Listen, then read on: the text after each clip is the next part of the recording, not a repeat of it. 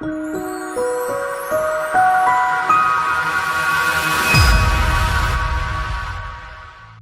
we get to the team side of things. Now you've got to structure a team for the growth, for the future growth. This isn't just about having people on the bus, it's about having the right people on the bus to grow the business, because ultimately you're not going to be running the business. If you're running the business, then it's still just a job for you.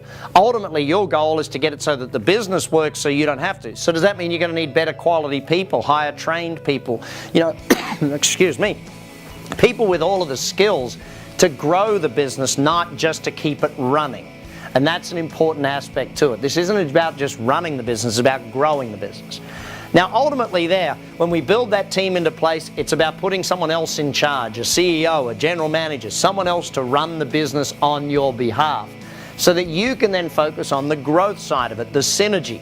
This is where you turn this thing into multiple locations. It's where you might franchise it or license it or open it across the world, open it across the state, the country, wherever it is that you want to trade. It's about looking at getting great results with the business, but it's about getting there through building the business as something that works without you and then multiplying it across different markets.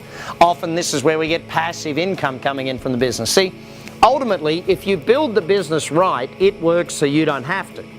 Ultimately, if you build the business to a point where it works so you don't have to, guess what? Now your income comes in whether you get out of bed or not.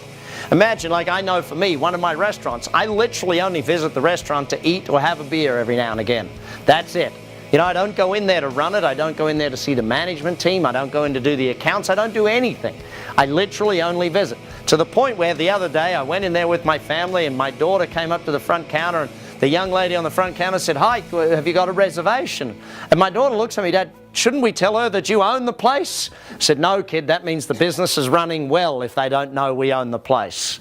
That's ultimately the point. Now you might want them to know you own the place just for fun, but ultimately it's about getting a business to work so that you don't have to.